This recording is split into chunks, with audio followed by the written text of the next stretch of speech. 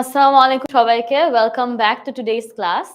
So আজকে আমরা আলোচনা করব IELTS এর রাইটিং অংশ নিয়ে। সো সবাই আস্তে, আস্তে আমাকে জয়েন করে ফেলবেন। আর যারা আমাকে জয়েন করছেন, তারা অবশ্যই আমাকে কমেন্ট সেকশনে জানিয়ে দিবেন, কে কোন জায়গা থেকে আমাকে জয়েন করছেন। সো আমরা একটু সময় নিই, দেখি সবাই আমাকে একটু জয়েন করুক, তারপর আমরা আস্তে ধীরে ক্লাসটা শুরু করে দিব। ঠিক আছে? ফেসবুকেও সবাই আমাকে আস্তে, আস্তে জয়েন করে ফেলুন। ইউটিউবেও সবাই আমাকে আস্তে, আস্তে জয়েন করে ফেলুন। এরপর আমরা ক্লাসটা শুরু করতে যাচ্ছি। আমি দেখতে পারছি আমাকে অলরেডি ইউটিউবের মানুষরা আমাকে জয়েন করে ফেলেছেন। ইউটিউবের স্টুডেন্টরা এমডি আলী আবরার ভাইয়া হাই জানাচ্ছেন। হ্যালো ভাইয়া কেমন আছেন? সুমাইয়া আপু সালাম জানাচ্ছেন। ওয়ালাইকুম আসসালাম আপু। সামিয়া আপু জিজ্ঞেস করছেন আপু কেমন আছো? আমি ভালো আছি আপু। আপনি কেমন আছেন? ইরফান রতুল ভাইয়া আমাদেরকে বলছেন উনি পাবনা থেকে জয়েন করেছেন। আচ্ছা চট্টগ্রাম থেকে জয়েন করেছেন আমাদেরকে আ মিনহাজ ভাইয়া, এমডি মিনহাজ ভাইয়া। শফিউল্লাহ ভাইয়া অ্যাজ ইউজুয়াল আমাদেরকে জয়েন করে ফেলেছেন। ওয়েলকাম ভাইয়া, কেমন আছেন? আচ্ছা, আরো আমাকে অনেকজন আমার স্টুডেন্টরা আমাকে আস্তে, আস্তে জয়েন করে ফেলেছেন। আমি দেখতে পাচ্ছি সারিকা আপু চট্টগ্রাম থেকে আছেন আমার সঙ্গে। রুদ্র সরকার ভাইয়া আমার সঙ্গে সিলেট থেকে জয়েন করছেন। আচ্ছা, আমার সাথে আজাদ রহমান ভাইয়াও আছেন। সবাই আমাকে আস্তে, আস্তে জয়েন করে ফেলবেন কারণ আজকের ক্লাসটা কিন্তু অনেক জরুরি। আজকে আমরা রাইটিং অংশের কিছু ব্যাপার নিয়ে পড়ব। আমি বলে দিচ্ছি কি, কি নিয়ে পড়বো। সবাই আস্তে, আস্তে আমাকে জয়েন করে ফেলুন। আচ্ছা। আমি দেখতে পাচ্ছি ইফাজ মুসকান আপু আমাদেরকে অলরেডি জয়েন করে ফেলেছেন। হ্যালো আপু কেমন আছেন? আপনি লাস্ট ক্লাসেও আমাদের সঙ্গে ছিলেন। আবারও জয়েন করে ফেলার জন্য থ্যাংক ইউ সো মাচ। আজকে আমাদের সঙ্গেই থাকবেন। আজকে আমরা অনেক ইম্পোর্টেন্ট একটা টপিক পড়ব। আজকে আমরা IELTS এর রাইটিং অংশ নিয়ে মূলত ডিসকাস করব। রাইটিং এর পার্ট 2 অংশ নিয়ে যেটা হচ্ছে এসে রাইটিং। এসে রাইটিং নিয়ে আজকে আমরা দেখব। এসে রাইটিং এর ইন্ট্রোডাকশন প্যারাগ্রাফ নিয়ে আজকে আমরা মেইনলি দেখব। ইন্ট্রোডাকশন প্যারাগ্রাফে কি, কি থাকে, আমরা ইন্ট্রোডাকশন প্যারাগ্রাফটা কেমনে লিখবো, ওখানের মধ্যে কিছু খুঁটিনাটি ব্যাপার আছে। যেমন আমরা একটা জিনিস সবসময় শুনে থাকি থিসিস স্টেটমেন্ট। আপনারা যারা IELTS এর জন্য প্রিপারেশন নিচ্ছেন নিশ্চয়ই এই নামটা শুনেছেন আগে, থিসিস স্টেটমেন্ট। থিসিস স্টেটমেন্ট কেমনে লিখে, বেসিক্যালি পুরো ইন্ট্রোডাকশন প্যারাগ্রাফটা কেমনে লিখে, কি, কি টিপস আছে, কি, কি ডুজ এন্ড ডোন্টস আছে, এগুলো আমরা সব আজকে ডিসকাস করে ফেলবো। সো আজকের ক্লাসটা কিন্তু অত্যন্ত প্রয়োজনীয়। আজকে কিন্তু আমার সঙ্গে থাকতেই হবে সবাইকে। আচ্ছা, সাইফুল ইসলাম ভাইয়া বলছেন আপু কেমন আছেন? ভালো আছি ভাইয়া। আপনি কেমন আছেন? আশা করছি ভালো আছেন। টাঙ্গাইল থেকে আকাশ ভাইয়া জয়েন করে ফেলেছেন। কে কোন জায়গা থেকে আমাকে জয়েন করেছেন এটা অবশ্যই আমাকে কমেন্ট সেকশনে জানিয়ে দিবেন, যাতে আমি জেনে যাই আমার স্টুডেন্টরা আমাকে কোন জায়গা থেকে জয়েন করছেন। এমডি আব্দুল্লাহ ভাইয়া অ্যাজ ইউজুয়াল আমাদেরকে জয়েন করে ফেলেছেন বরিশাল থেকে। পাবনা থেকে আফরোজা খাতুন আপু জয়েন করেছেন আমাদেরকে। গাজীপুর থেকে আমাদেরকে জয়েন করেছেন। আচ্ছা, আলী আবরার ভাইয়া আমাদেরকে জিজ্ঞেস করছেন হাউ আর ইউ? ভালো আছি ভাইয়া, আপনি কেমন আছেন? সিরাজগঞ্জ থেকেও আমাদেরকে জয়েন করেছেন। নাজমুল হাসান ভাইয়া আমাদেরকে ঢাকা থেকে জয়েন করে ফেলেছেন। আচ্ছা, সাবেরা ইফাজ মুসকান আপু বলছেন যে আলহামদুলিল্লাহ ভালো আছি, এখন থেকে রেগুলার থাকবো ইনশাআল্লাহ। থ্যাংক ইউ সো মাচ আপু সিরিয়াস হয়ে যাওয়ার জন্য, কারণ it is time to get serious. এখন থেকে রেগুলার হয়ে যেতে হবে, কারণ আমরা কিন্তু অনেক ইম্পর্টেন্ট টপিক নিয়ে এখন ডিসকাস করছি। এগুলা প্রতিটা টপিক, প্রতিটা ক্লাসে কিন্তু আপনাদের জন্য অনেক ইম্পর্টেন্ট। অলরাইট, তানভীর হাসান রাহাত ভাইয়া আমাদেরকে কুষ্টিয়া থেকে জয়েন করেছেন। বগুড়া থেকে শাহেদ ভাইয়া আমাদেরকে জয়েন করেছেন। রাজবাড়ী থেকেও আমাদেরকে জয়েন করেছেন শফিউর আলী ভাইয়া। আচ্ছা, কক্সবাজার থেকেও আমাদেরকে জয়েন করে ফেলেছেন। আচ্ছা, অনেক জায়গা থেকে আমাদেরকে, ভোলা থেকেও অনেকে জয়েন করে ফেলেছেন। কুমিল্লা থেকেও আমাদেরকে জয়েন করেছেন। অনেকজন আমাদেরকে এখন জয়েন করে ফেলছেন। আচ্ছা, thank you so much for joining today's class. যারা আমাকে এখনো জয়েন করছেন জানিয়ে দিই, আজকে আমরা বেসিক্যালি IELTS এর রাইটিং অংশটা পড়তে যাব। রাইটিং অংশের পার্ট 2, যেটা হলো কি বেসিক্যালি আমাদের এসে রাইটিং, তাই না? যারা আমরা IELTS এর প্রিপারেশন নিচ্ছি এখানে, আমরা জানি এসে রাইটিং হলো কি আমাদের পার্ট 2 তে আছে, রাইট? সো এই এসে রাইটিং এর মধ্যে আমরা ইন্ট্রোডাক্টরি প্যারাগ্রাফটা কেমনে লিখতে হয়, থিসিস স্টেটমেন্ট কেমনে লিখতে হয়, এগুলো নিয়ে আজকে আলোচনা করে ফেলবো। সো আজকের ক্লাসটা কিন্তু আমাদের জন্য অনেক ইম্পর্টেন্ট। আপনারা যারা আমাকে জয়েন করছেন অবশ্যই ক্লাসটা হচ্ছে কি শেয়ার করতে ভুলবেন না, যাতে আপনাদের টাইমলাইনে রয়ে যায় জিনিসটা। তাহলে আপনারা পরে হচ্ছে কি ক্লাসটা আবারও রিভিউ করতে পারবেন, আবারও দেখতে পারবেন, আপনাদের টাইমলাইনে সেভ থাকবে। আর আপনারা যারা আমাকে জয়েন করেছেন তারা আমাকে প্রতি সপ্তাহে জয়েন করে ফেলার জন্য অবশ্যই ইউটিউব চ্যানেলে সাবস্ক্রাইব করে রাখবেন, 10 মিনিট স্কুল ইউটিউব চ্যানেলে, যাতে হলো কি আপনারা কোনো ক্লাসই যাতে আপনাদের মিস না হয়, তাই না? আচ্ছা, আমাকে সবাই জয়েন করে ফেলছেন, সবাই আমাকে সালাম জানাচ্ছেন, সবাইকে ওয়ালাইকুম আসসালাম জানিয়ে দিই। তাহলে সবার ক্লিয়ার হয়ে গিয়েছে আজকে আমরা কি নিয়ে পড়তে যাচ্ছি?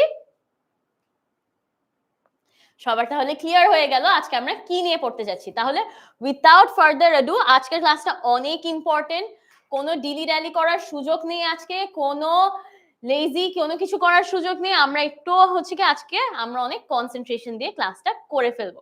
দেখেন, creating powerful IELTS essay introductions and thesis statements. Alright, এটা হচ্ছে কি আইএলটিএস এর রাইটিং অংশে। অলরাইট, তো আমরা কে কি জানি আইএলটিএস এর রাইটিং অংশ নিয়ে আমাকে একটু বলবেন। রাইটিং পার্ট 2 টা কত মিনিটের হয় আর পার্ট 2 তে কিরকম টাইপের প্রশ্ন আসে, আমার স্টুডেন্টরা কি কি জানে আমাকে একটু কমেন্ট সেকশনে জানিয়ে দিবেন। আমি জানি আমার স্টুডেন্টরা অনেক অ্যাটেন্টিভ, সবাই অনেক পড়ালেখা করছে। আমাকে প্রায় আমার স্টুডেন্টরা এটা ওটা জিজ্ঞেস করে, আমি জানি সবাই অনেক অনেক এফর্টস দিচ্ছে। তাহলে আমি আশা করছি আমার স্টুডেন্টরা অ্যাটলিস্ট এদূর জানে পার্ট 2 আইএলটিএস এ আমরা জানি রাইটিং অংশে দুইটা পার্ট আছে, তাই না? Part 1 and part 2। পার্ট 1 টা আমি জানি হচ্ছে কি গ্রাফ টাইপের জিনিসপত্র আপনাকে ডেসক্রাইব করতে হয়, আর পার্ট 2 টা হলো কি এসে ডেসক্রাইব করতে হয়, বেসিক্যালি একটা এসে লিখতে হয়। এসেটা কয় মিনিটে লিখতে হয়, এটার ওয়ার্ড কাউন্ট কত, এগুলা কে কে জানেন আমাকে একটু কমেন্ট সেকশনে অবশ্যই জানিয়ে দিবেন। আমি দেখছি আলামিন বিন সবুজ ভাইয়া আমাদের সঙ্গেই আছেন। হ্যালো ভাইয়া, কেমন আছেন? অনেকদিন পর আপনার সঙ্গে দেখা। আচ্ছা, উনি বলছেন 40 মিনিটস লাগে। সারিকা আপু বলছেন 40 মিনিটস দেওয়া হয় পার্ট 2 তে টাইম। আর ওয়ার্ড কাউন্টটা কত এটা আমাকে কে কে বলতে পারবে? সবাই তো ঠিক উত্তর দিয়ে দিলেন আমাকে যে 40 মিনিটস লাগবে, কিন্তু ওয়ার্ড কাউন্টের ব্যাপারটা কে কে জানেন যে পার্ট 2 তে ওয়ার্ড কাউন্ট কত? আমি অলরেডি দেখতে পাচ্ছি আমাকে অনেকে ওয়ার্ড কাউন্টটাও ঠিক করে বলে দিচ্ছেন। That is amazing to C.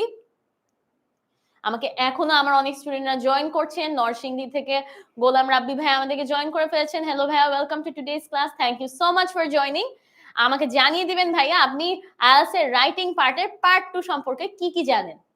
আচ্ছা, অলরেডি আমাকে অনেকজন শফিউল্লাহ ভাইয়া থেকে শুরু করে সানিম ভাইয়া সবাই আমাকে জানিয়ে দিচ্ছেন ওয়ার্ড কাউন্টের কথা। আচ্ছা, তাহলে সবারই মোটামুটি কম বেশি আইডিয়া আছে। আর যাদের আইডিয়া নেই কোনো সমস্যা নেই, আমি আছি আপনাদেরকে হেল্প করার জন্য। আমরা প্রথমে একটু রাইটিং টাস্ক 2 টা নিয়ে একটু ডিসকাস করে দেন হচ্ছে কি টাস্ক 2 টা কেমনে অ্যাকচুয়ালি আপনাদের আনসার করতে হয় ওইটাতে চলে যাব। তাহলে দেখে আসি আজকের টপিক অফ ডিসকাশন কি কি হবে, আজকে আমরা কি কি কভার করব এটা আগে দেখাটা খুবই প্রয়োজনীয়। আজকে আমাদের ডিসকাশনে ফার্স্টে আমরা introduction to writing task 2, basically task 2 তে কিরকম টাইপের প্রশ্ন আসতে পারে, কি কি আসতে পারে এটা একটু দেখবো। টাস্ক 2 টা কি, টাস্ক 2 টা কেমনে আনসার করার আগে তো আগে দেখতে হবে যে কি কি আসে, তাই না? পার্ট 2 তে পার্ট 2 জিনিসটা কি, তো টাস্ক 2 টাই আমরা ফার্স্টে দেখব। এরপর হচ্ছে ইন্ট্রোডাক্টরি প্যারাগ্রাফে কেমনে আপনি আনসার করবেন, ইন্ট্রোডাক্টরি প্যারাগ্রাফে কি কি আছে এগুলো আমরা দেখব। তারপর এটার স্ট্রাকচারটা কিরকম হবে along with examples, of course examples তো থাকবেই লাইক এভরি আদার ক্লাস। আজকেও আমরা এক্সাম্পলস দিয়ে দিয়ে সব বুঝে নিব। তারপর হচ্ছে কিছু ডুজ এন্ড ডোন্টস থাকবে, যে এই পার্টগুলোতে ইন্ট্রোডাক্টরি প্যারাগ্রাফে দেন হচ্ছে থিসিস স্টেটমেন্টে কি কি করা আমাদের উচিত আর কি কি করা উচিত না, কি কি অ্যাভয়েড করা উচিত, এগুলা সব আজকে আমরা দেখে ফেলবো। চলুন দেখে আসি তাহলে টাস্ক 2 দিয়ে কি কি বলেছে এখানের মধ্যে। মূলত একটি এসে যেটি লেখা হয় একটি কোয়েশ্চেন অর প্রম্পট স্টেটমেন্টের রেসপন্স হিসেবে। বেসিক্যালি হচ্ছে কি আপনাকে যে প্রশ্নটা দেওয়া হবে এসের, যে হলো কি একটা সেন্টেন্স দেওয়া হবে দেন জিজ্ঞেস করলো হলো কি do you agree or disagree. হ্যাঁ, তো এটাকেই হচ্ছে কি আপনার কোয়েশ্চেন বলা হচ্ছে বা প্রম্পট স্টেটমেন্টও বলা হয় অনেক ক্ষেত্রে। অলরাইট, প্রম্পট স্টেটমেন্টটা যদি না মনে থাকে তাহলে কোয়েশ্চেন হিসেবে মনে রাখলেও চলবে। অলরাইট, আপনাদেরকে জানিয়ে দেওয়ার জন্য বলে দিচ্ছি যে এটার দুইটা নাম আছে, একটা হলো কোয়েশ্চেন, একটা হচ্ছে প্রম্পট স্টেটমেন্ট। অলরাইট, এরপর হচ্ছে কি ওইটারই রেসপন্স আপনাকে করতে হবে, এসেতে যা চেয়েছে ওইটারই রেসপন্স আপনাকে দিতে হবে। অলরাইট, এটা হচ্ছে টাস্ক 2 তে। আর আমরা একটু আগে যেটা ডিসকাস করলাম 40 মিনিটস টাইম পাবেন টাস্ক 2 এর জন্য। আর হচ্ছে কি মিনিমাম 250 ওয়ার্ডস লিখতে বলা হয়, ওখানে বলে দিবে অ্যাট লিস্ট 250 ওয়ার্ডস। আমরা জানি টাস্ক 1 এ আপনাকে 150 ওয়ার্ডস এর মধ্যে জিনিসটা কমপ্লিট করতে হয়, কিন্তু টাস্ক 2 তে হচ্ছে কি একটু বেশি। টাস্ক 1 এ আপনাকে 20 মিনিট দেওয়া হবে, টাস্ক 2 তে আপনাকে 40 মিনিট দেওয়া হবে। তার মানে হচ্ছে কি আপনার ওয়ার্ড কাউন্টও একটু বেশি হবে, 250 ওয়ার্ডস বলে দেওয়া হবে যে অ্যাট লিস্ট 250 ওয়ার্ডস আপনাকে লিখতে হবে। এই অ্যাট লিস্ট 250 ওয়ার্ডস মানে হলো কি 250 ওয়ার্ডস এর বেশিও আপনি লিখতে পারেন, কিন্তু আমি সাজেস্ট করব 300 ওয়ার্ড 350 ওয়ার্ড এইসবের চেয়ে বেশি যাতে না যায়। মোটামুটি 300 ওয়ার্ডের মধ্যে আমরা র‍্যাপ আপ করে ফেলার জিনিসটা চেষ্টা করব। জাস্ট বিকজ আপনাকে একটা লিস্ট অ্যামাউন্ট বলে দিয়েছে ডাজন্ট মিন যে আপনি পেজের পর পেজ লিখেই যাবেন, তাই না? আপনাকে একটু সুন্দর করে জিনিসটা মেইনটেইন করে লিখতে হবে। অলরাইট, আচ্ছা, আপনাদের কারো কোনো যদি প্রশ্ন থাকে রাইটিং পার্ট নিয়ে অবশ্যই হচ্ছে কি আমাকে কমেন্ট সেকশনে জানাতে পারবেন যে হলো কি আপু আমি এই জায়গায় প্রবলেম ফেস করি, আমি এটা বুঝছি না ওটা বুঝতেছি না, এগুলো সব আমাকে জানাতে পারবেন। Alright, feel free to ask me any questions. আচ্ছা, আর দেন আমাদের এসে গুলো কিরকম টাইপের টপিকের উপর আসে? এখানে কি আপনাকে পার্সোনাল টপিক করা হবে? না, পার্সোনাল টপিকের উপর কোনো এসে করা হবে না। আপনাকে আপনার ইন্টারেস্ট বা হবি নিয়ে একটা এসে লিখতে বলা হবে না এই অংশে। অলরাইট, এখানের মধ্যে আপনাকে কিছু সোশ্যাল প্রবলেমস নিয়ে এসে লিখতে বলা হতে পারে, যেমন হচ্ছে the excessive use of internet among today's children, এরকম টাইপের ধরেন একটা টপিক নিয়ে আপনাকে জিজ্ঞেস করতে পারলো, এসে লিখতে বলতে হতে পারে। দেন হচ্ছে কিছু এনভায়রনমেন্টাল টপিক নিয়ে, গ্লোবাল ওয়ার্মিং নিয়ে আপনাকে এসে লিখতে হতে পারে। দেন হলো কি কিছু ট্যুরিজম এন্ড মেনি মোর, এরকম টাইপের অনেক টাইপের আপনাকে টপিক নিয়ে আপনাকে এসে লিখতে দিতে পারে। অলরাইট, সবাইকে ক্লিয়ার তাহলে পার্ট টাস্ক 2 এর মেইন বেসিক স্ট্রাকচারটা নিয়ে, যে এখানের মধ্যে কিরকম টাইপের প্রশ্ন আসতে পারে, দেন হলো কি কত মিনিটে আনসার করতে হবে, ওয়ার্ড কাউন্ট কত, এগুলো কি সবাই ক্লিয়ার হয়ে গিয়েছে? যদি ক্লিয়ার হয়ে যায় তাহলে আমাকে অবশ্যই কমেন্ট সেকশনে একটা থামস আপ দিয়ে জানিয়ে দিবেন যে আপু সব ক্লিয়ার, বুঝতে পেরেছি এতটুকু পর্যন্ত। কারণ আমাকে ফলো করে করে চলাটা কিন্তু আজকের ক্লাসের জন্য খুব ইম্পর্টেন্ট, কারণ আজকে আমরা অনেক ইম্পর্টেন্ট জিনিস অ্যাকচুয়ালি যে দেখতে যাব। সো অনেক ইম্পর্টেন্ট কিন্তু আজকের ক্লাসটা।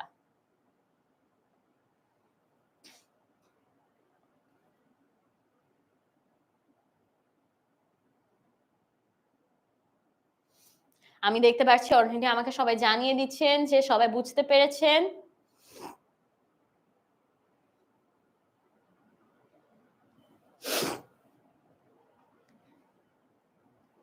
আচ্ছা, তাহলে আমি এনাফ রেসপন্স পেয়ে গিয়েছি, সবাই বুঝতে পেরেছেন, শরীফুল্লাহ ভাইও সবাই বুঝতে পেরেছেন। অলরাইট, তাহলে আমি নেক্সট পার্টটাতে মুভ করতে পারি।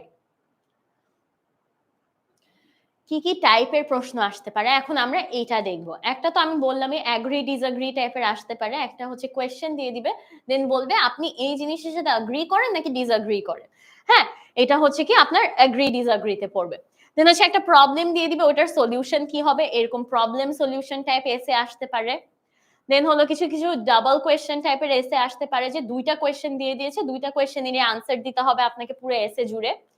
দেন হলো কি discuss both views plus opinion, আপনার ওপিনিয়ন চেতে পারে এসেটাতে, আপনাকে আবার হচ্ছে কি দুইটা ভিউ দিয়ে দিবে যে এই গ্রুপ অফ পিপল এইটা মানে, এন্ড দেন ওই গ্রুপ অফ পিপল আবার ওইটা মানে, কিন্তু আপনার ওপিনিয়ন কি, আপনি কোন গ্রুপের সাথে স্টিক করছেন, আপনার প্রেফারেন্সটা কি, এরকম টাইপের কিছু আপনাকে জিনিস কোয়েশ্চেন জিজ্ঞেস করতে পারে।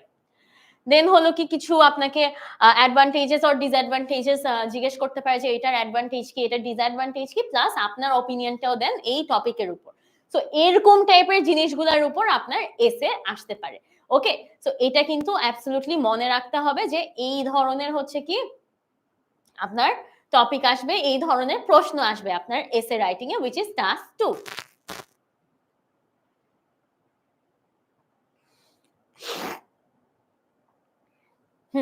এখন আমরা স্ট্রাকচারটা দেখে ফেলবো। অলরাইট, এখন দেখি আমরা বললাম কি কি হবে আমাদের এখানের মধ্যে, একটা এসে দিবে একটা টপিকের উপর, টপিকগুলো কি ধরনের টপিক হবে, এনভায়রনমেন্টাল টপিক হতে পারে, সোশ্যাল টপিক হতে পারে, যে যেটা ইচ্ছে ওটা দিয়ে দিবে, পার্সোনাল টপিক দিবে না। অলরাইট, ঠিক আছে।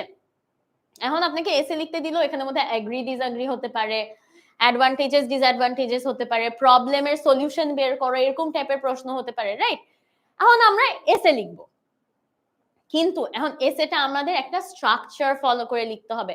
আমরা জাস্ট মনের মাধুরী মিশে আমরা জাস্ট লিখে যেতে পারবো না। অলরাইট, আমাদেরকে একটা সেট স্ট্রাকচার ফলো করতে হবে। This is extremely important. Alright, এই স্ট্রাকচারটা ফলো করলে কিন্তু আপনার হচ্ছে কি বুঝে যাবে আপনার এক্সামিনার যে আপনি হচ্ছে জানেন কেমনে এসে রাইটিং করতে হয়। অলরাইট, তাহলে আমরা একটা স্ট্রাকচার ফলো করব, এই স্ট্রাকচারটাই হচ্ছে কি আমরা এখানে দেখে ফেলবো। তো স্ট্রাকচারে প্রথমে ইন্ট্রোডাক্টরি প্যারাগ্রাফ একটা থাকবে।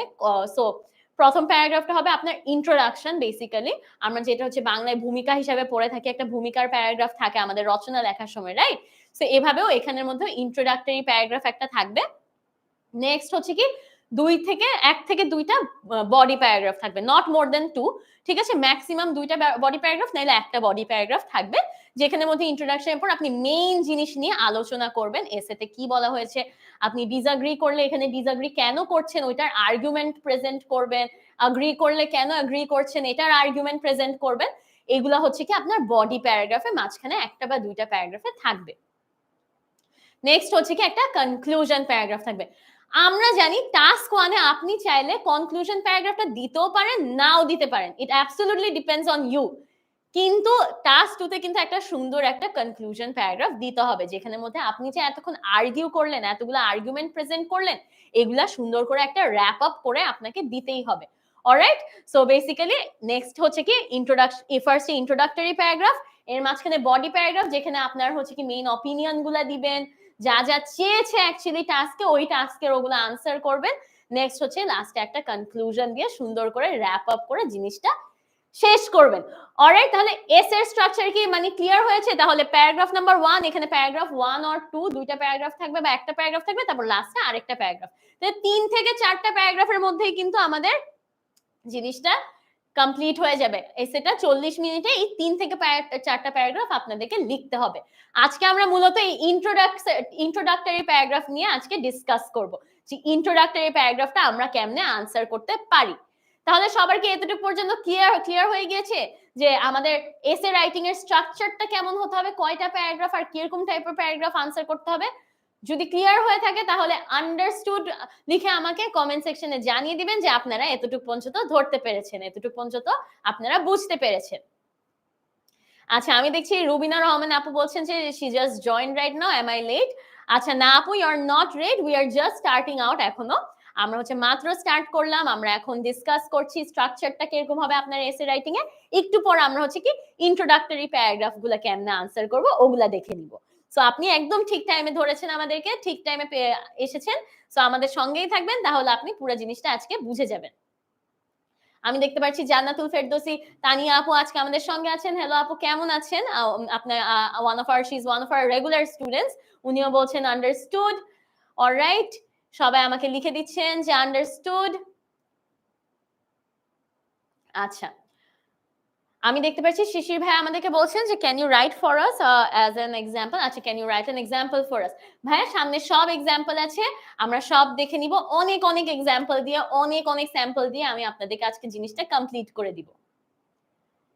আচ্ছা, আমি দেখতে পাচ্ছি আমাকে সবাই বলছেন অলরাইট, লিয়া আপুও বলছেন অলরাইট, হামিম ভাইও বলছেন অ্যাবসলিউটলি।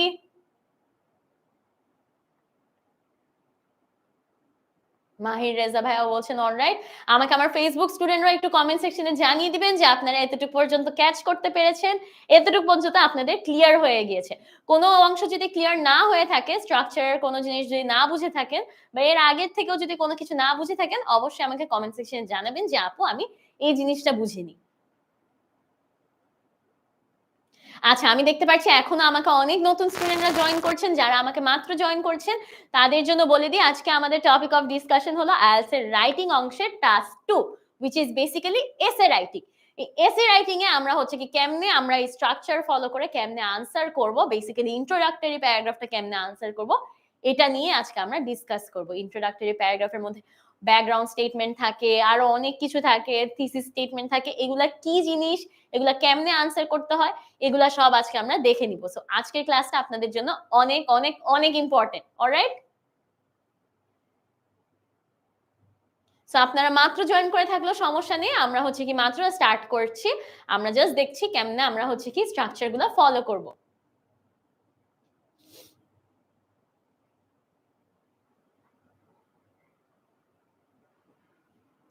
আচ্ছা, সবাই আমাকে ক্লিয়ার লিখে অথবা আন্ডারস্টুড লিখে জানিয়ে দিচ্ছেন যে সব বুঝতে পেরেছেন। অ্যামেজিং, তাহলে আমরা নেক্সটটাতে মুভ অন করতে পারি, তাই না?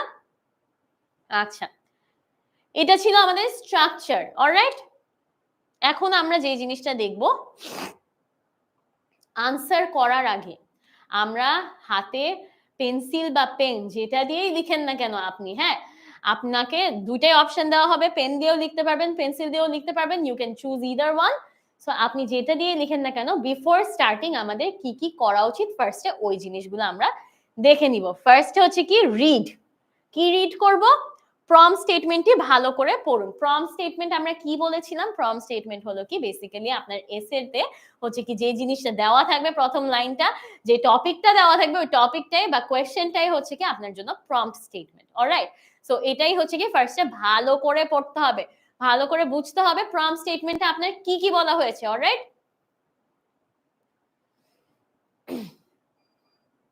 অলরাইট, তারপর হচ্ছে কি আমরা নেক্সটে আইডেন্টিফাই করব।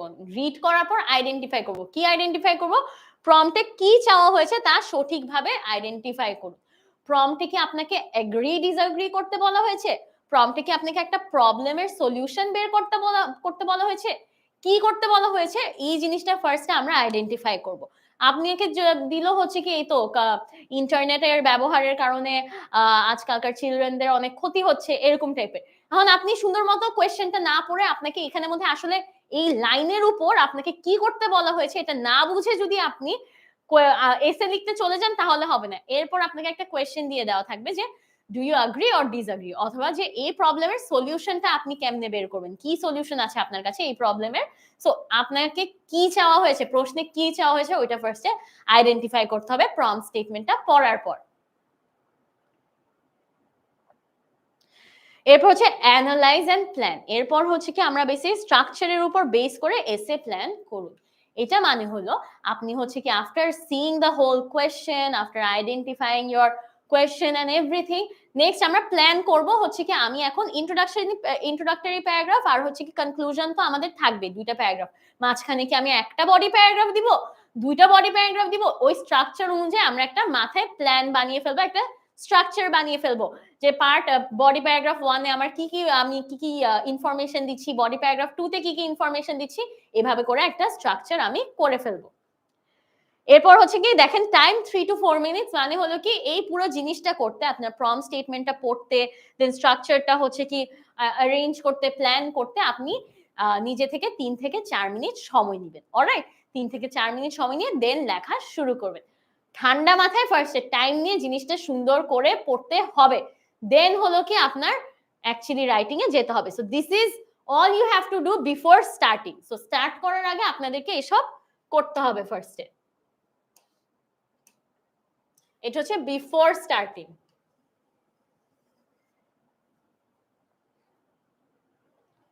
এখন দেখবেন ইন্ট্রোডাক্টরি প্যারাগ্রাফে আমরা কি কি করব দেখি। এসের পুরো জিস্ট 3 to 4 সেন্টেন্সে তুলে ধরা। ইন্ট্রোডাক্টরি প্যারাগ্রাফে বেসিক্যালি পুরো এসেটা আপনি কি বলবেন এই জিনিসটাই আপনাকে 3 থেকে 4 লাইনে একটা প্যারাগ্রাফের মধ্যে বলতে হবে। অলরাইট, সো ইন্ট্রোডাক্টরি প্যারাগ্রাফটা কি পুরো এসের যে মূল বিষয়বস্তু, হ্যাঁ মূল বিষয়বস্তুটা অথবা জিস্ট যেটাকে বলছি আমরা ইংলিশে, মূল বিষয়বস্তুটা আপনাদেরকে 3 থেকে 4 লাইনের মধ্যে ইন্ট্রোডাক্টরি প্যারাগ্রাফ বা ইন্ট্রোডাকশন প্যারাগ্রাফে আপনাকে তুলে ধরতে হবে। অলরাইট, এখানের মধ্যে আপনি টোনটা সেট করছেন, you are setting the tone for the full essay. আপনি এখানে একটা টোন সেট করে যাচ্ছেন যে আমি এখন এইটা নিয়ে কথা বলবো, আমার টোনটা এরকম হবে, আমার ডিসএগ্রিমেন্ট টোনে আমি কথা বলবো বা এগ্রিমেন্ট টোনে কথা বলবো, এভাবে করে একটা টোন সেট করছেন আপনি ইন্ট্রোডাক্টরি প্যারাগ্রাফে। সম্পূর্ণ এসে সংক্ষিপ্ত আলোচনা, বেসিক্যালি যেটা বললাম আমি পুরো এসের একটা সংক্ষিপ্ত আলোচনা হবে আপনার ইন্ট্রোডাক্টরি প্যারাগ্রাফে in this 3 to 4 lines. Alright, এরপর দেখেন ইনফরমেটিভ ইয়েট কনসাইজ। এটা মানে হলো কি এখানে ইনফরমেশনও থাকবে কিন্তু আবার এটা কনসাইজও হবে, মানে হচ্ছে কি ইম্পর্টেন্ট ইনফরমেশন শুধু থাকবে, এটা ছোটও হবে, ঠিক আছে, ইম্পর্টেন্ট কিন্তু ছোট। অলরাইট, ইনফরমেটিভও হবে কিন্তু কনসাইজও হবে। পাঠককে বিষয়ের একটি সারাংশ দিতে হবে যাতে করে তারা বিষয়টি বুঝতে পারে কিন্তু বিরক্ত না হয়। বেসিক্যালি আপনার রিডারকে বা আপনার এক্সামিনার যেই মার্কসটা খাতাটা গ্রেড করবে, মার্কিং করবে, তাকে বেসিক্যালি আপনি একটা সারাংশ দিবেন, একটা সামারি দিবেন ইন দিস ইন্ট্রোডাক্টরি প্যারাগ্রাফ বা ইন্ট্রোডাকশন প্যারাগ্রাফ। অলরাইট, এখানের মধ্যে সামারি দিতে হবে বা সারাংশ দিতে হবে, তারা যাতে বিষয়টি কি নিয়ে আপনি আলোচনা করবেন, এখন আপনার স্ট্যান্সটা কি, আপনার হচ্ছে কি অপিনিয়নটা এখানে কি, এগুলা হচ্ছে কি আপনার ইন্ট্রোডাক্টরি প্যারাগ্রাফে দিতে হবে। আপনাকে হচ্ছে কি অপিনিয়ন জিজ্ঞেস করলো যে হ্যাঁ ছোট বাচ্চাদের স্কুলে যাওয়া উচিত না বা উচিত, এরকম টাইপের, হ্যাঁ আপনার অপিনিয়ন কি, এই ইন্ট্রোডাক্টরি প্যারাগ্রাফে আপনি পুরো বিষয়বস্তুটা ধরে তুলবেন আপনার রিডারের জন্য, এক্সামিনারের জন্য, যে হচ্ছে কি হ্যাঁ আমার মনে হয় অনেক ইম্পর্টেন্ট স্কুলে যাওয়া বাচ্চাদের, সো আমার মতে আমার অপিনিয়ন হলো কি বাচ্চাদের স্কুলে যাওয়া উচিত ছোটবেলা থেকে। হ্যাঁ, সো এইভাবে করে ইন্ট্রোডাক্টরি প্যারাগ্রাফে আমি একটা সারাংশ দিয়ে দিব যাতে ওরা বিষয়বস্তুটা বুঝতে পারে আর বিরক্ত না হয়। আবার এমন না যে না অনেক ইনফরমেশন দিয়ে দিব ইন্ট্রোডাক্টরি প্যারাগ্রাফে যে আমি এটা কেন মনে করি, হ্যাঁ আমার মনে হয় এভাবে গভর্নমেন্টের এটা করা উচিত ওইটা করা উচিত, এগুলা কিন্তু না। আমি জাস্ট আমার স্ট্যান্সটা আমার হচ্ছে অপিনিয়নটা ক্লিয়ার করে দিব ইন্ট্রোডাক্টরি প্যারাগ্রাফে। অলরাইট, তাহলে চলে আসি আমরা নেক্সট পার্টে। এতটুকু পর্যন্ত কি সবার ক্লিয়ার হয়েছে যে ইন্ট্রোডাকশন প্যারাগ্রাফে আমরা কি কি নিয়ে কথা বলবো, কি কি নিয়ে আলোচনা হবে, ইন্ট্রোডাক্টরি প্যারাগ্রাফটা আসলে কি, এটা নিয়ে কি সবার ক্লিয়ার হয়েছে? ক্লিয়ার হলে অবশ্যই আমাকে কমেন্ট সেকশনে একটা ক্লিয়ার লিখে জানিয়ে দিবেন যে আপু সব ক্লিয়ার আছে। আমার ফেসবুক স্টুডেন্টরাও আর ইউটিউব স্টুডেন্টরাও আমাকে কমেন্ট সেকশনে ক্লিয়ার লিখে জানিয়ে দিবেন সব ক্লিয়ার। সরকার ভাইয়া বলছেন ইয়েস, আচ্ছা তানিয়া আপু বলছেন সব ক্লিয়ার।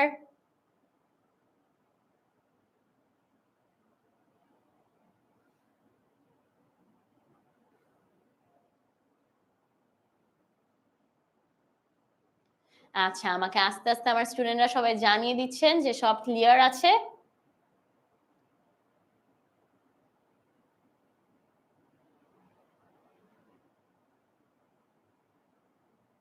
আচ্ছা অনিক আহমেদ ভাইয়াও বলছেন ইয়েস ক্লিয়ার। মাহির রেজা ভাইয়াও আমাদের সঙ্গে আছেন। আচ্ছা সবাই আমাকে জানিয়ে দিচ্ছেন যে সব ক্লিয়ার আছে। সাজিব ভাইয়াও আমাদের সঙ্গেই আছেন।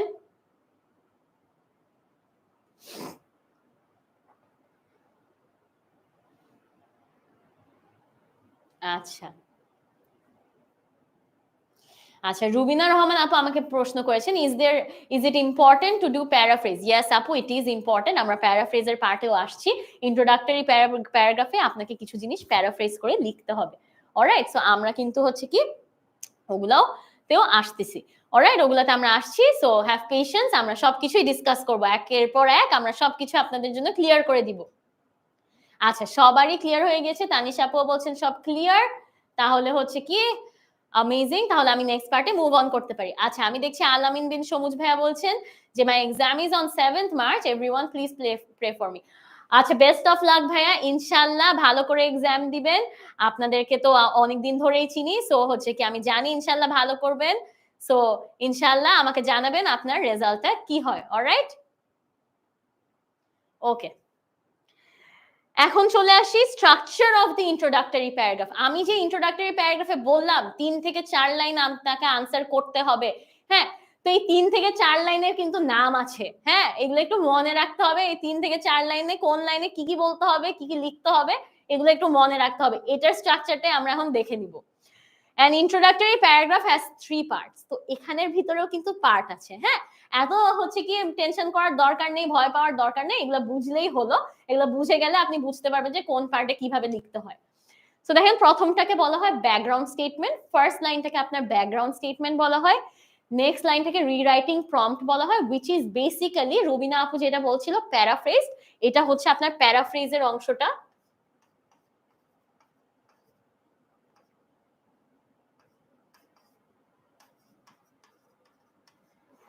আচ্ছা এখানে হ্যাঁ অলরাইট, এটা হচ্ছে বেসিক্যালি আপনার প্যারাফ্রেজের অংশটা। নেক্সট হলো আপনার থিসিস স্টেটমেন্ট, যেটাতে সবাই একটু মানে কষ্ট ফিল করে, একটু প্রবলেম ফিল করে এগুলো লিখতে। সো আমরা এই জিনিসগুলাই হচ্ছে কি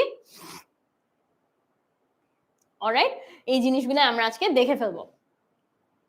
আচ্ছা background statement, rewriting prompt, thesis statement. তাহলে আমরা ব্যাকগ্রাউন্ড স্টেটমেন্ট দিয়ে শুরু করি। প্রথম লাইনটা আমরা কি লিখবো? তো total 3 to 4 sentences, right? Background statement জিনিসটা কি? কোয়েশ্চেন সম্পর্কে ডিসকাস করার আগে প্ল্যাটফর্ম সেট করা। সো আপনি ফার্স্টে কোয়েশ্চেনে চলে যাবেন না। প্রথমেই ধরেন আপনাকে দিল যে do you agree or disagree with this notion, হ্যাঁ do you agree or disagree. প্রথমেই লাইনটা আপনি এভাবে করে শুরু করবেন না যে হচ্ছে কি হ্যাঁ আই অ্যাগ্রি উইথ দিস অথবা আই ডিসঅ্যাগ্রি উইথ দিস, না। প্রথমে কোয়েশ্চেনটা নিয়ে আপনার অপিনিয়ন দেওয়ার আগে বা কোয়েশ্চেনটা নিয়ে ডিসকাস করার আগে আপনি প্রথমে একটা হচ্ছে কি প্ল্যাটফর্ম সেট করছেন।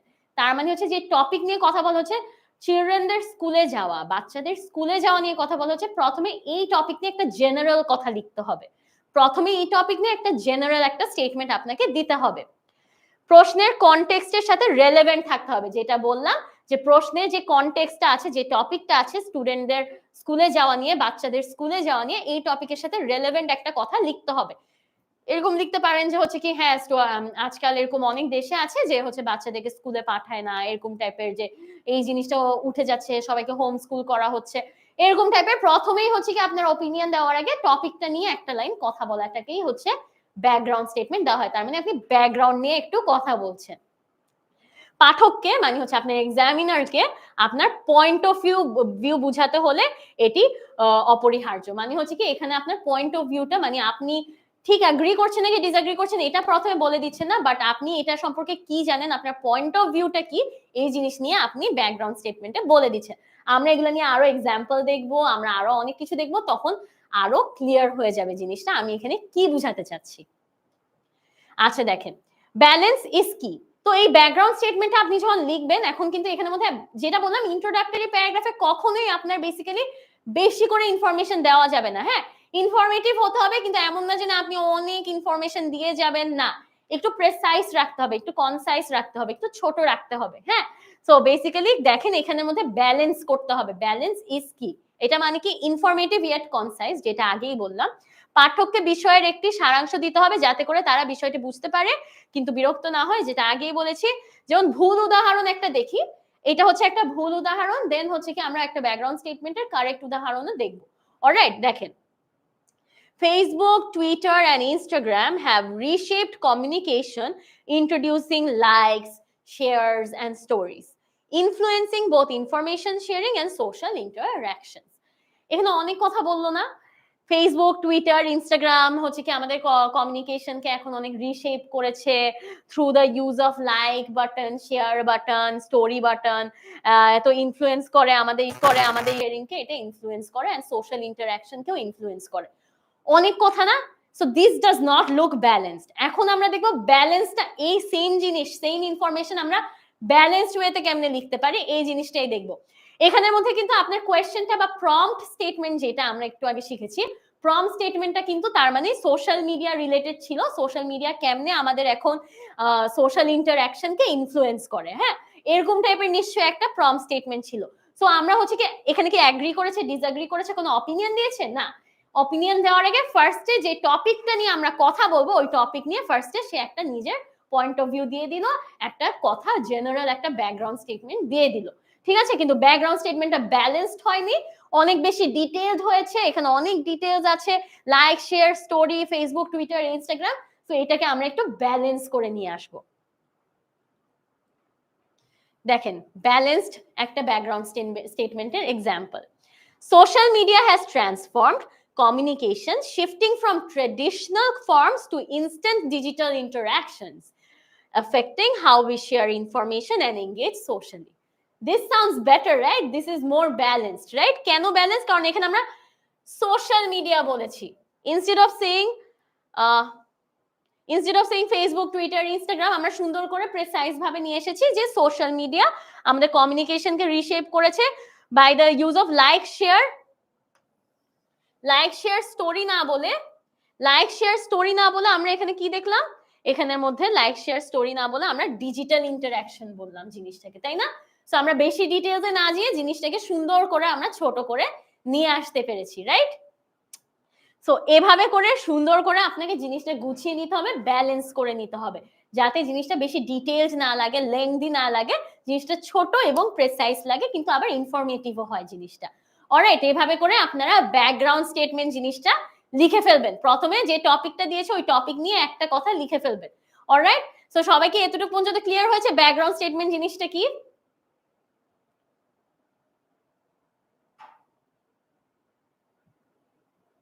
সবাই কি ব্যাকগ্রাউন্ড স্টেটমেন্ট নিয়ে ক্লিয়ার হলে অবশ্যই আমাকে ওকে লিখে বা থামস আপ দিয়ে কমেন্ট সেকশনে জানিয়ে দিবেন যে হচ্ছে কি আমাদের এই জিনিসটা ক্লিয়ার হয়ে গিয়েছে।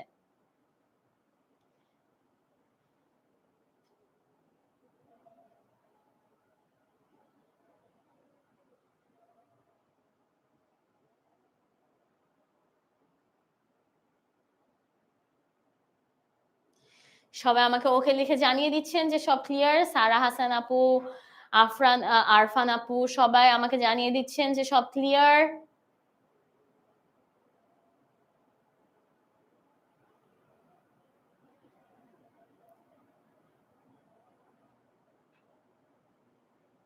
আদনান আহমেদ ভাইয়াও আমাকে ওকে লিখে জানিয়ে দিচ্ছেন, সবাই আমাকে আস্তে আস্তে জানিয়ে দিচ্ছেন যে সব ক্লিয়ার আছে। যদি কারো কোনো এতটুকু পর্যন্ত প্রশ্ন থাকে অবশ্যই আমাকে করতে পারেন, কোনো সমস্যা নেই।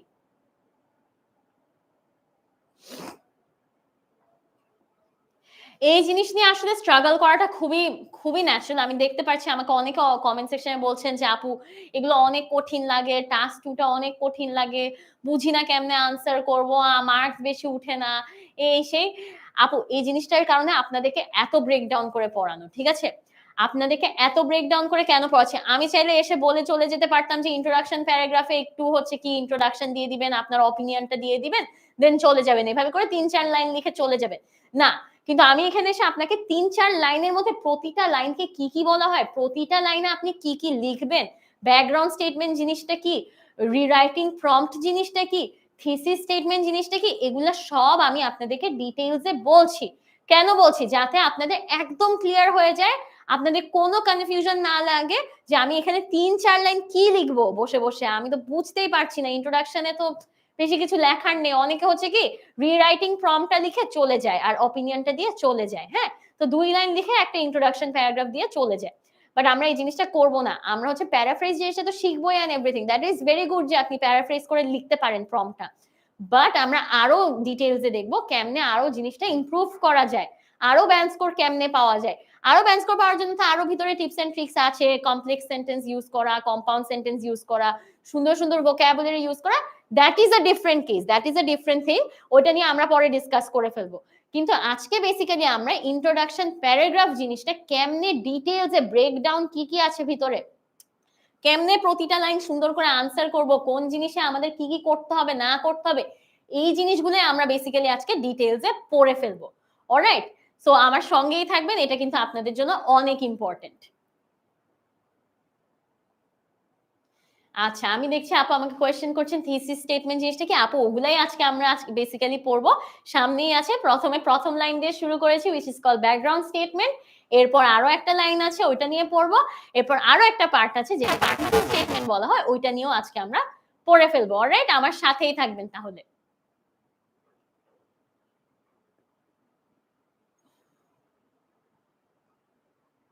আচ্ছা, তাহলে হচ্ছে কি আমি শুরু করে দিচ্ছি নেক্সট অংশতে চলে যাচ্ছি। তাহলে সবার ক্লিয়ার হয়ে গিয়েছে ব্যাকগ্রাউন্ড স্টেটমেন্ট জিনিসটা কি? আই হোপ আমার স্টুডেন্টদের ক্লিয়ার হয়ে গিয়েছে। ব্যাকগ্রাউন্ড স্টেটমেন্ট তার মানে আপনার একদম এসের প্রথম লাইনটা কেমন হবে এটা নিয়ে যাতে আর কারো কোনো প্রশ্ন না থাকে, তাই না? কারণ এই জিনিসটা আমরা কিন্তু ক্লিয়ার করে ফেলেছি। এখন আমরা দেখব রিরাইটিং প্রম্পট। রিরাইটিং প্রম্পট মানে হচ্ছে কি আপনাকে যে প্রম্পট স্টেটমেন্টটা দেওয়া হয়েছে, বেসিক্যালি আপনাকে যে কোয়েশ্চেনটা দেওয়া হয়েছে ওই কোয়েশ্চেনটাকে প্যারাফ্রেজ করে লেখা,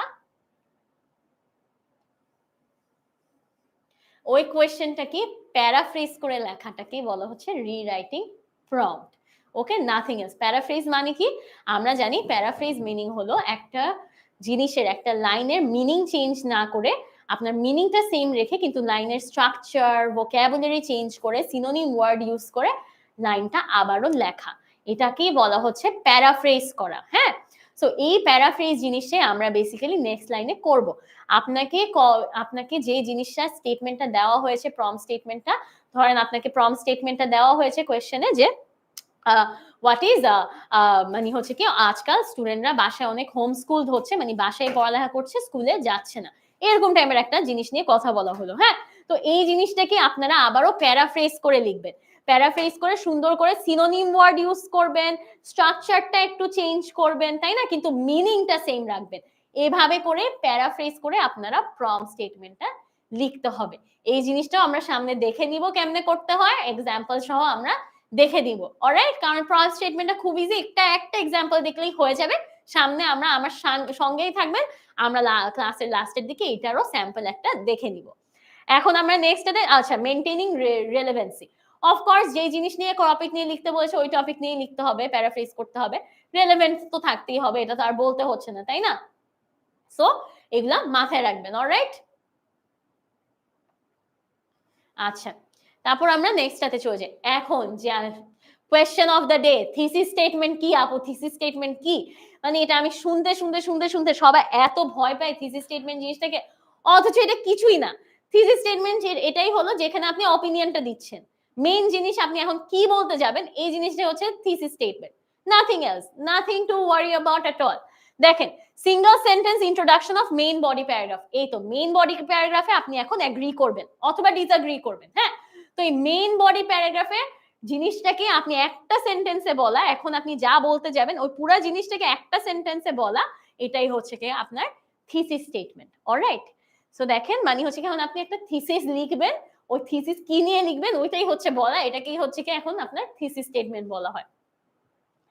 এটাকে আবারও বলা হচ্ছে the way you feel about the whole issue in one sentence. পুরা ইস্যুটা নিয়ে আপনি কি ফিল করেন, আপনার ওপিনিয়নটা কি, এই পুরা জিনিসটা নিয়ে হচ্ছে কি একটা সেন্টেন্সে বলা, পুরা জিনিসটাকে একটা সেন্টেন্সে নিয়ে আসা, এটাকেই বলা হচ্ছে আপনার thesis statement. Nothing more, nothing less, nothing to worry about, nothing to be afraid of. খুবই ইজি একটা জিনিস, পুরা জিনিস নিয়ে আপনি কি বলছেন এই জিনিসটাকে আপনার থিসিস স্টেটমেন্ট বলা হচ্ছে। এটা কনসাইজ এন্ড ডিস্টিংক্ট থাকতে হবে, তার মানে হলো কি আগের মতো এটা হচ্ছে কি অনেক ডিস্টিংক্ট থাকতে হবে, অনেক ইউনিক, ইউনিক না ঠিক, এটা হচ্ছে কি অনেক ক্লিয়ারলি আপনাকে প্রকাশ করতে হবে, এন্ড এটা হতেও অনেক ইনফরমেশন ডিটেইলড কিছু দেওয়া যাবে না, জাস্ট আপনার অপিনিয়নটা স্টেট করে আপনি চলে যাবেন, এটাই হচ্ছে আপনার thesis statement. Represent your opinion clearly, যেটা বললাম যে ক্লিয়ারলি আপনার অপিনিয়নটা এখানে দিতে হবে যে yes I agree with this অথবা no I don't agree with this, এইভাবে করে সুন্দর করে একটা লাইন লিখে পুরাটার নিয়ে অপিনিয়নটা দিয়ে যেতে হবে। অলরাইট, আচ্ছা সবাইকে এতটুকু পর্যন্ত ক্লিয়ার হয়েছে থিসিস স্টেটমেন্ট জিনিসটা কি? কারণ আমরা এখন এক্সাম্পল দেখতে যাব কিছু। সো এখন থিসিস স্টেটমেন্ট জিনিসটা কি এটা ক্লিয়ার হওয়াটা আপনাদের জন্য অনেক প্রয়োজনীয়। অলরাইট, আবারও দেখে নিই ব্যাকগ্রাউন্ড স্টেটমেন্ট থেকে থিসিস স্টেটমেন্ট পর্যন্ত একটু সুন্দর ও যৌক্তিক ফ্লো তৈরি করতে হবে, এটাও আমরা সামনে দেখে ফেলবো এই ফ্লোটা কেমনে তৈরি করতে হয়। বেসিক্যালি আপনাকে একটা ফ্লোতে যেতে হবে, আপনি একটা ফার্স্ট লাইনে একভাবে কথা বলছেন, লাস্ট লাইনে আরেকভাবে কথা বলছেন, এভাবে সুন্দর একটা ফ্লো মেনটেন না করলে হবে না। অলরাইট, সুন্দর একটা ফ্লো মেনটেন করতে হবে। থিসিস স্টেটমেন্ট হলো আপনার এসের মেরুদণ্ড।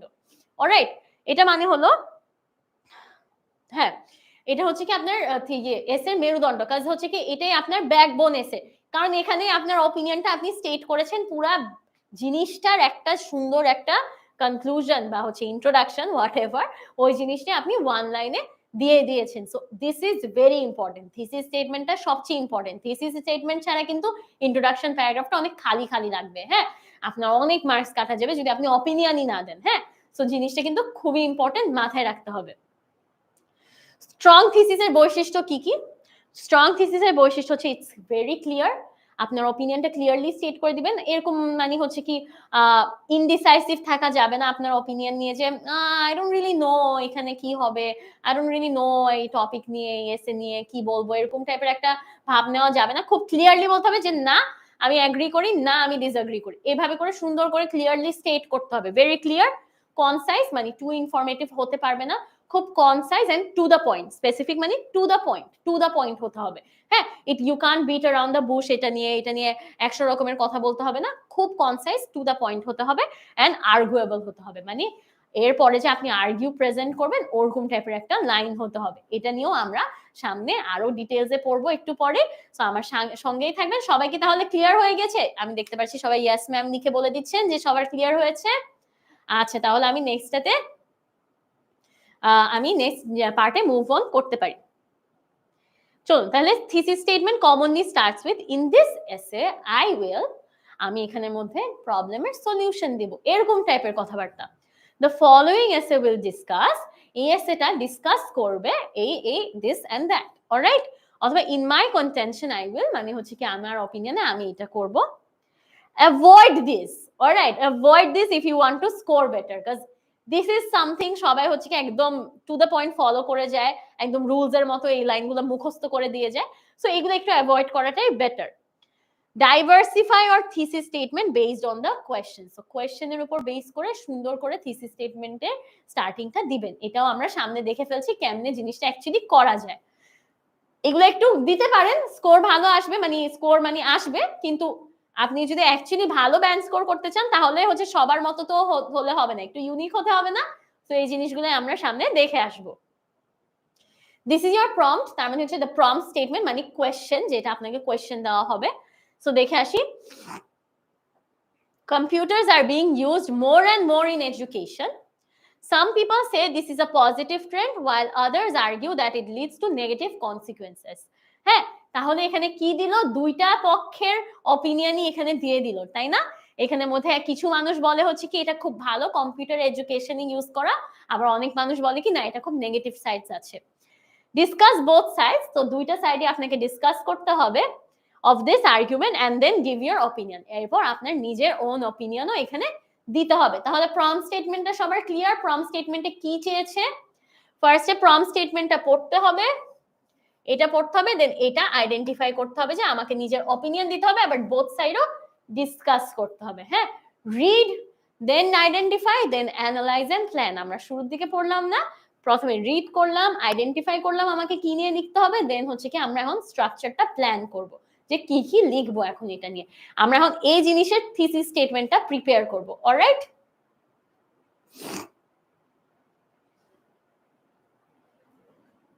সবাই বলতে পারছেন আমাকে ক্লিয়ার? সবাই বলছেন ক্লিয়ার? অ্যামেজিং।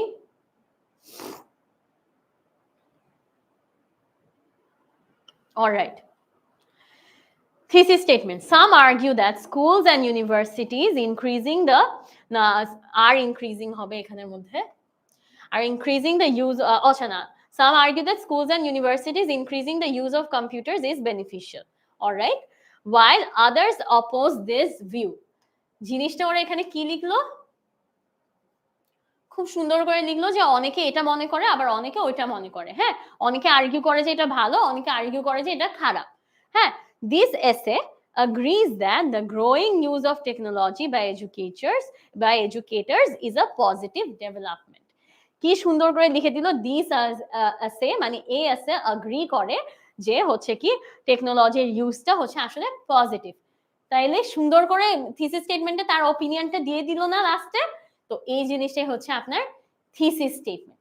অলরাইট, তাহলে সবাই কি ক্লিয়ার থিসিস স্টেটমেন্ট কেমনে লিখতে হয়?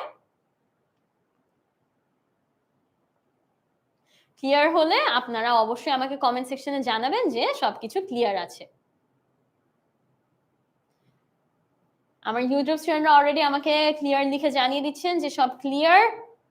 এই যে এই জিনিসটাকে আপনার থিসিস স্টেটমেন্ট বলে। প্রথমে সে সুন্দর করে বললো যে এখানে কি নিয়ে ডিসকাস করা হয়েছে।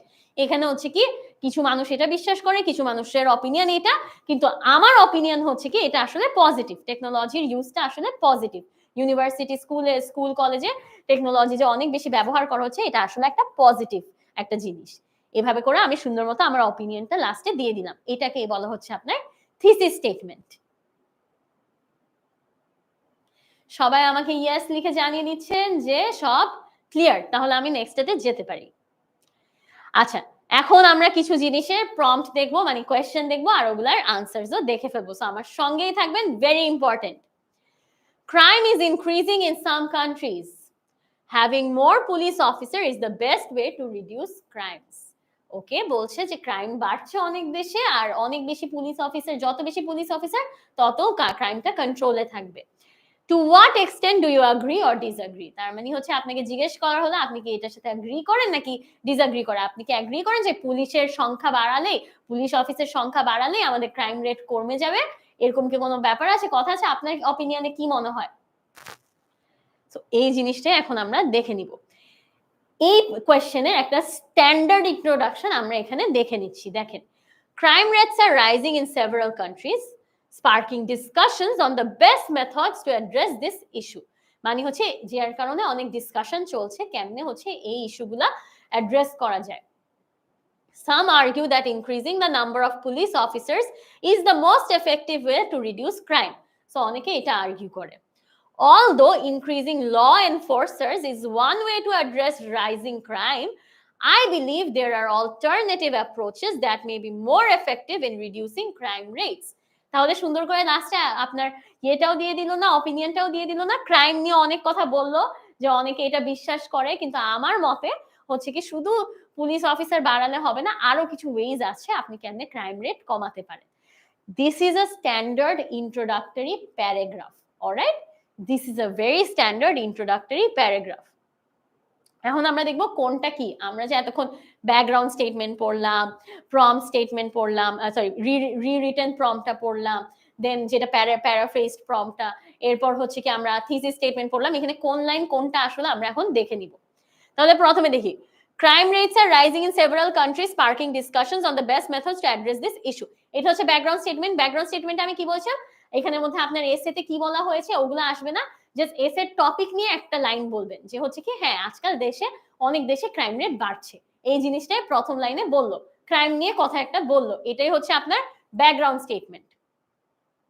এরপর হচ্ছে রিরিটেন প্রম্পটটা কি, আপনার যে প্রম্পট স্টেটমেন্টটা দেওয়া আছে, প্রশ্নে যে লাইনটা দেওয়া আছে ওইটাকে প্যারাফ্রেজ করে লেখা, তাই না? সেকেন্ড লাইনটা আমরা কি বলেছিলাম, প্যারাফ্রেজড লাইন হবে। তো সেকেন্ড লাইনটা দেখি, some argue that increasing the number of police officers is the most effective way to reduce crime.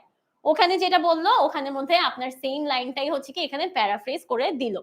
ওখানের মধ্যে লাইনটা ছিল হচ্ছে কি আপনার crime is increasing in some countries, or police officer টা বেশি করাটাই হচ্ছে কি best way to reduce crime. Same কথা এখানে লিখেছে রিটেন প্রম্পটে, যে অনেকে বিশ্বাস করে যে পুলিশ অফিসার বাড়ানোটাই হচ্ছে কি most effective way to reduce crime, তাই না? জাস্ট প্যারাফ্রেজ করে আপনাকে হচ্ছে কি বেস্ট ওয়ে না বলে এফেক্টিভ ওয়ে এরকম টাইপের কিছু সিনোনিম ব্যবহার করে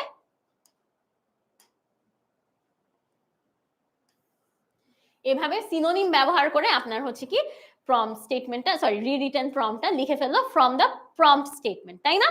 সো এই জিনিসটাই হচ্ছে কি আপনার রিরিটেন প্রম্পট। সবাইকে বুঝতে পেরেছি আমরা?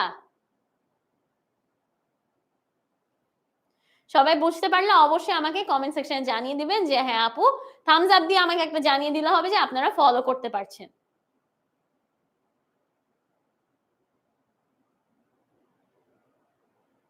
আচ্ছা, সবাই বুঝতে পারছে, তাহলে চলে যাই আমরা হচ্ছে কি বডি প্যারাগ্রাফ 1 এ এন্ড বডি প্যারাগ্রাফ 2 এগুলার থিসিস স্টেটমেন্টে। হ্যাঁ, এগুলা কিন্তু বডি প্যারাগ্রাফ 1 আর 2 এর জন্য যে থিসিস স্টেটমেন্টগুলো, আমরা কি বলছিলাম, থিসিস স্টেটমেন্ট হচ্ছে কি আপনার বডি প্যারাগ্রাফে কি বলবেন ওইটা নিয়ে একটা সেন্টেন্স বলা।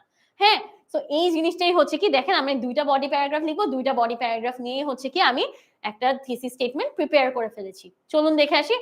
Although increasing law enforcers is one way to address rising crime, I believe there are alternative approaches that may be more effective in reducing crime rates. So, সে হচ্ছে কি বডি প্যারাগ্রাফ 1 এ হচ্ছে কি এটা নিয়ে ডিসকাস করবে, আর body paragraph 2 তে তার opinion নিয়ে ডিসকাস করবে। হ্যাঁ, তো এই জন্য এভাবে করে আলাদা করে দিয়ে দেওয়া। যদি আপনাদের কাছে এটা কনফিউজিং লেগে থাকে জাস্ট মাথায় রাখবেন যে এই দুইটা জিনিস মিলেই হচ্ছে আপনার থিসিস স্টেটমেন্টটা হচ্ছে, যেখানে মধ্যে আই বিলিভ তার মানে কি তার বিশ্বাস, মানে আমার বিশ্বাস, আমার অপিনিয়ন, এটাই আমি আই বিলিভ দিয়ে আমি দেখে দিলাম, বলে দিলাম। আমি প্রথমে বললাম যে অনেকে এটা বিশ্বাস করে, কিন্তু আমার বিশ্বাস হচ্ছে কি আরো ওয়েজ আছে আপনার ক্রাইম রেট কমানোর জন্য। অলরাইট, এভাবে করে থিসিস স্টেটমেন্টটা সুন্দর করে দিয়ে দেওয়া হলো। তাহলে সবাই কি বুঝতে পেরেছি আমরা সবাই? তাহলে এই জিনিসটা কি, আমি অলরেডি দেখতে পাচ্ছি সবাই আমাকে ফলো করছে।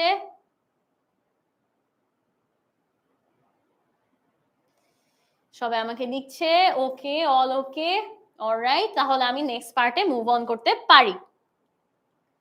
আরেকটা এক্সাম্পল দেখে নি, তাই না? আরেকটা এক্সাম্পল দেখবো আর আপনারা আমাকে বলবেন এখানে কোন লাইনটা কি কি, এখানের মধ্যে কোনটা ব্যাকগ্রাউন্ড স্টেটমেন্ট, কোনটা আপনার রিরিটেন প্রম্পট, কোনটা আপনার থিসিস স্টেটমেন্ট। প্রম্পটটা ফার্স্টে পড়ে নি। হ্যাঁ, প্রম্পট স্টেটমেন্টটা মানে কোয়েশ্চেনটা, every year more and more students choose to study online rather than attending classes on campus, তাই না? Very true. Specially after the COVID-19 issue আমরা হচ্ছে কি বেশিরভাগ অনলাইনে ডিপেন্ডেন্ট হয়ে গেছি, রাইট? অনেক স্টুডেন্টরা এখন অনলাইনে ক্লাস করা বেশিরভাগ প্রেফার করে। What do you think are the causes to this and what solutions can you suggest? So এটা কিন্তু এগ্রি ডিসএগ্রি না, এটা কিন্তু প্রবলেম আর সলিউশনের আপনার হচ্ছে কি এসে রাইটিং, তাই না? প্রবলেম কি এটার মধ্যে আর এটার মধ্যে সলিউশনও কি কি আপনাকে দুইটাই বের করতে বলা হয়েছে। তো এখানের মধ্যে আমাদের ইন্ট্রোডাক্টরি প্যারাগ্রাফটা কেমন হবে, প্রথমে এই যে অনলাইনে যে স্টুডেন্টরা ক্লাস করতে চায় ফিজিক্যাল ক্লাসেস এর বদলে, এই জিনিসটা নিয়ে প্রথমে একটা বেসিক একটা লাইন লিখবো আমরা, ওইটাই হচ্ছে আমাদের ব্যাকগ্রাউন্ড স্টেটমেন্ট হবে। এরপর এই জিনিসটাকে এই লাইনটাই আমরা হচ্ছে কি আবার প্যারাফ্রাইজ করে লিখবো, যেটা আমাদের রিরিটেন প্রম্পট হবে। এরপর থার্ডে গিয়ে আমরা হচ্ছে কি আমার কি বিশ্বাস যে এটার প্রবলেমটা কি, এটার সলিউশনটা কি, আমার অপিনিয়নটা, আমার পয়েন্ট অফ ভিউটা আমি দিব, ওইটাই হবে আমার থিসিস স্টেটমেন্ট। সো এইভাবে করে 3-4 লাইনের মধ্যে আমরা হচ্ছে কি আমাদের ইন্ট্রোডাক্টরি প্যারাগ্রাফটা লিখে ফেলতে পারবো, তাই না? তাহলে দেখে আসি আমরা কেমনে এখানে ইন্ট্রোডাক্টরি প্যারাগ্রাফটা লিখবো। দেখেন, studying online is becoming increasingly popular as each year. As each year, more students opt to study online rather than physically attending classes on campus. সুন্দর করে ওই টপিক নিয়ে একটা বেসিক একটা কথা বললো না, ব্যাকগ্রাউন্ডটা নিয়ে একটা কথা বললো না। হ্যাঁ, তো এটা ছিল আপনার কি ছিল এই প্রথম লাইনটা আমাদের কি হবে আমাকে একটু কমেন্ট সেকশনে জানিয়ে দেন তো প্রথম লাইনটার নাম কি? এই লাইনটা যেটা দেখতে পাচ্ছেন প্রথম লাইনটা আমাদের নাম কি হবে প্রথম লাইনটার? কি শিখেছি আমরা? ইন্ট্রোডাক্টরি প্যারাগ্রাফের ফার্স্ট লাইনটার নাম কি? আমাকে অবশ্যই কমেন্ট সেকশনে আমার স্টুডেন্টরা জানিয়ে দিবেন যে ইন্ট্রোডাক্টরি প্যারাগ্রাফের ফার্স্ট লাইনটার নামটা কি।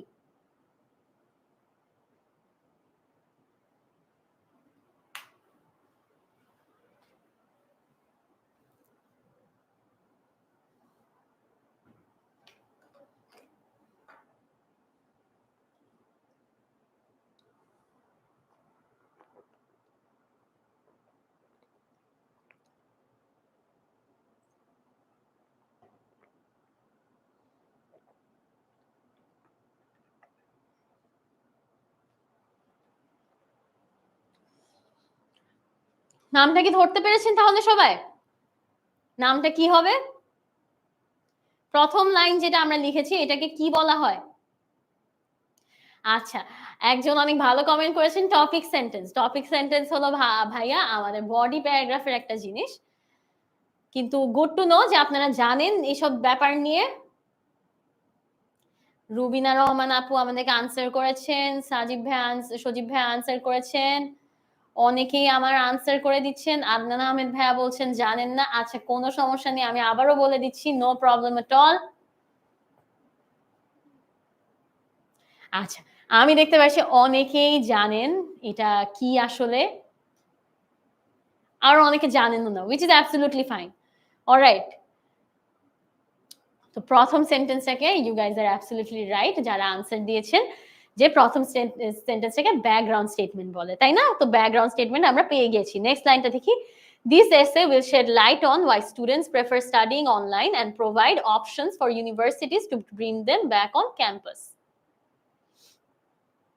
দেখেন প্রথম লাইনটা হচ্ছে কি, প্রথম লাইনটা studying online is becoming increasingly popular, এই জিনিসটাকে ওরা ব্যাকগ্রাউন্ড স্টেটমেন্ট হিসেবে ধরেছে। ইভেন তো পুরাটাকে আসলে ব্যাকগ্রাউন্ড স্টেটমেন্ট হিসেবে ধরা যায়, আবার পুরাটাকে আপনার রিটেন প্রম্পট হিসেবে ধরা যায়, কারণ প্রম্পটটাও তো সেম কথাই বলেছে, তাই না? তো মাঝে মাঝে এরকমও হতে পারে যে হচ্ছে কি আপনার ব্যাকগ্রাউন্ড স্টেটমেন্ট আর রিটেন প্রম্পটটা একসাথে আপনি দিয়ে দিতে পারেন, কোনো সমস্যা নেই। তখন একটু ইন্ট্রোডাক্টরি প্যারাগ্রাফটা ছোট হয়ে আসবে, but as long as your point gets across and as long as it looks good, it does not matter. Alright, তারপর বললো যে এই পার্টটা হচ্ছে আপনার রিটেন প্রম্পট। এরপর হচ্ছে দিস এসে দিয়ে যদি শুরু করে, এরপর যখন হচ্ছে এই এসেতে কি ডিসকাস করা হবে এটা নিয়ে একটা আইডিয়া দিয়ে দিচ্ছে, আপনার পয়েন্ট অফ ভিউ দিয়ে দিচ্ছে। এই জিনিসটা তো আমরা জানি যে থিসিস স্টেটমেন্ট, সো এখানের মধ্যে এইটা হচ্ছে আমাদের thesis statement. This essay will shed light on why students prefer studying online, so কজটাও এখানের মধ্যে দিয়ে দিয়েছে। and provide options for universities to bring them back on campus. তারপর হচ্ছে কি অপশনসও কিছু দিবে, তো এটা হচ্ছে আমাদের সলিউশন। সো আমরা প্রবলেমও ডিসকাস করব, সলিউশনও ডিসকাস করব, এই জিনিসটাই আপনার থিসিস স্টেটমেন্টে লিখে দিয়েছে, তাই না? সো এভাবেই হচ্ছে কি আমরা ইন্ট্রোডাক্টরি প্যারাগ্রাফগুলা আনসার করতে পারি। ওকে, এখন আমরা কিছু ডুজ এন্ড ডোন্টস দেখে ফেলবো, কিছু ডোন্টস দেখে ফেলি যে কি কি করা, কি কি না করা উচিত। হ্যাঁ, আমরা আগে এটা দেখি। প্রথম হচ্ছে ডোন্ট ইউজ ক্লিশেস, মানে কমন জিনিসপত্র আমরা ইউজ করব না। Burning issue, most debated topic, alarming subject, এরকম টাইপের কিছু ওয়ার্ডস, বুঝছেন? এগুলো হচ্ছে ইন্টারনেটে অ্যাভেলেবল, যেগুলো হচ্ছে স্টুডেন্টরা মুখস্থ করে জাস্ট ছেড়ে দিয়ে আসে এক্সাম হলে। হ্যাঁ, তো এই জিনিসটা আমরা না করার চেষ্টা করবো। দেখেন, X is a highly debated topic nowadays, add prompt paraphrase, মানে হচ্ছে এখানে প্রম্পট প্যারাফ্রেজটা বসবে। The passage will discuss y and z before coming to a reasoned conclusion. এভাবে করে না লেখাটাই বেটার, মানে আপনি খুব মুখস্থ বিদ্যা ওখানে ছেড়ে আসবেন না, এটা বাজে দেখা। এটার কারণে হচ্ছে কি আপনার এক্সামিনাররা বুঝে যাবে যে আপনি এভাবে মুখস্থ করে একটা জিনিস ছেড়ে দিয়ে আসছেন। সো এরকম টাইপের জিনিসপত্র না ইউজ করাটাই ভালো, যে ইটস আ ডিবেটেড টপিক, এটা একটা ডিবেটেড টপিক, বার্নিং ইস্যু, এরকম টাইপের ব্যাপারগুলো না ইউজ করাটাই বেটার। ওকে, ইউজ হাই লেভেল ভোকাবুলারি। এটা কেন বলছি যে আপনারা যেটা ন্যাচারাল ফিল হয় ওই ভোকাবুলারি ইউজ করবেন।